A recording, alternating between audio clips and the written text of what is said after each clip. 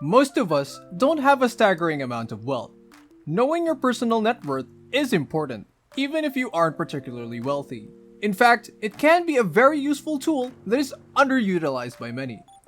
Knowing how much money you have allows you to monitor your progress and observe changes over time. Additionally, it's useful to understand how your performance compares to that of your peers, not for the purpose of rivalry, but rather to see how you stand out from the crowd.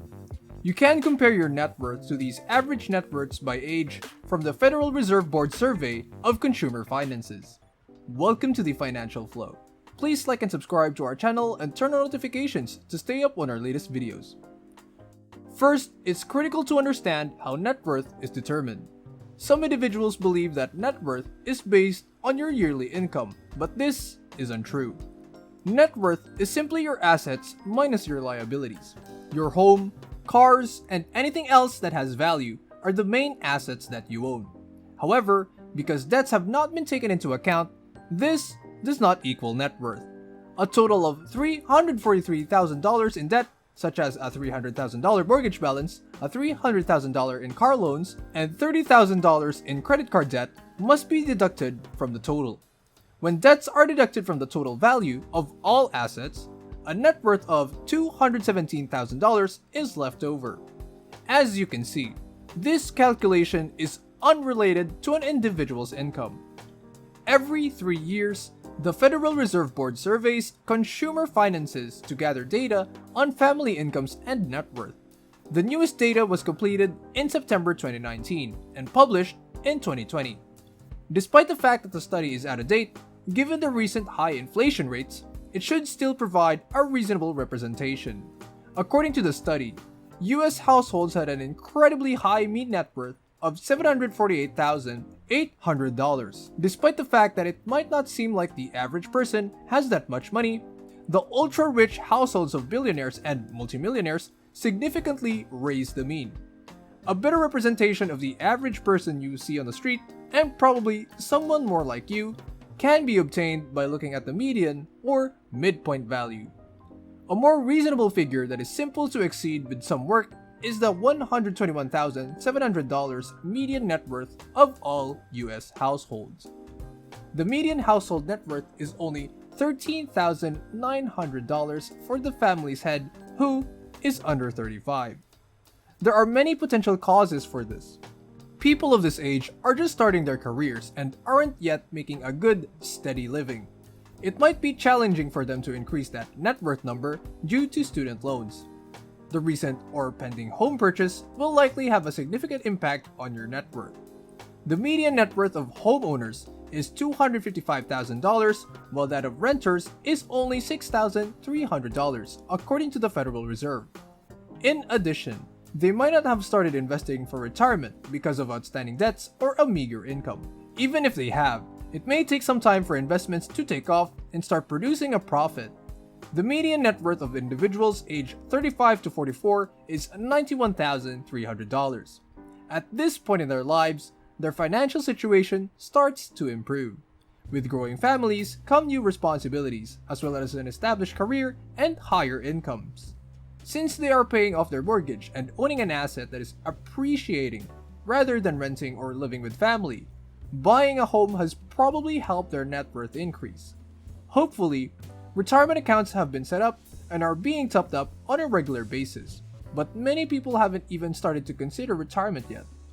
To $168,600, the 45 to 54 age group experiences steady growth. Even though the previous age group experienced fewer life changes, some households are starting to see children leave the home, which may or may not help the family budget.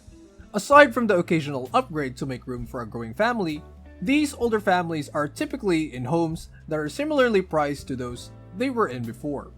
Nevertheless, many people put off starting their future planning because they don't understand investments or don't see the need to make investments. People who believe they deserve more luxuries and larger debts do so because they believe their hard work has earned them these things.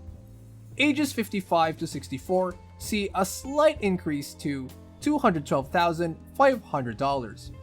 Housing conditions are probably little different from those of the previous age group. Perhaps some families choose to downsize as their children grow older and require less space.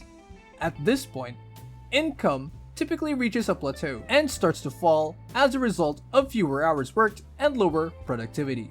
The fortunate ones observe an improvement in the situation as a result of expanding investments, decreasing mortgages, and the capacity to pay cash rather than obtaining financing for other items.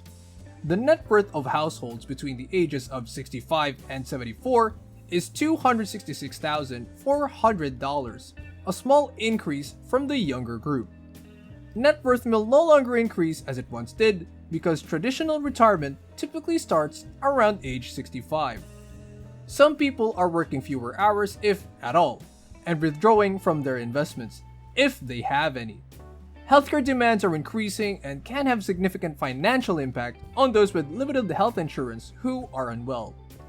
These families aren't very old, so a declining net worth at this time might jeopardize their ability to retire. Last but not least, the median net worth for people aged 75 and older falls to $254,800. It's not always a bad thing, but this is the first age group where net worth actually decreases. Spending the money you still have can be fun, as long as you won't run out. No one knows how long they will live, so why not occasionally treat yourself to a trip, if you won't deplete your retirement savings? Most people of this age aren't employed. If they are, it's likely that their income isn't very high. Your net worth is one indicator of your financial situation and can be used to monitor your progress. Although tracking your net worth can be helpful, it doesn't really indicate when you'll be financially independent. Even if a person has a net worth of $10 million, they may still need to work to cover their living expenses. They might, for instance, own an $8 million home, $2 million worth of exotic cars, and no assets that generate income. On the other hand, a person who is retired might have a net worth of $200,000. Knowing your annual passive income and annual expenses would be a better way to gauge your financial health. Growing your investments to generate more income is more crucial than constantly worrying about your home's overall value. You can eventually become financially independent if you follow a few key steps to increase your net worth if you aren't already.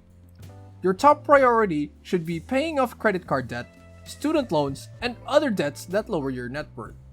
This means that your income will be available for other uses since you won't be required to pay interest to lenders. Second, put money into assets that will increase in value, such as stocks, real estate, or other investments that yield compound interest. Your investments will grow more quickly this way over time.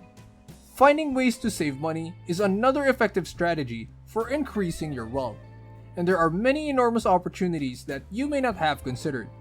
Additionally, increase your income from sources other than just your primary job by developing side hustles that can help you achieve financial success.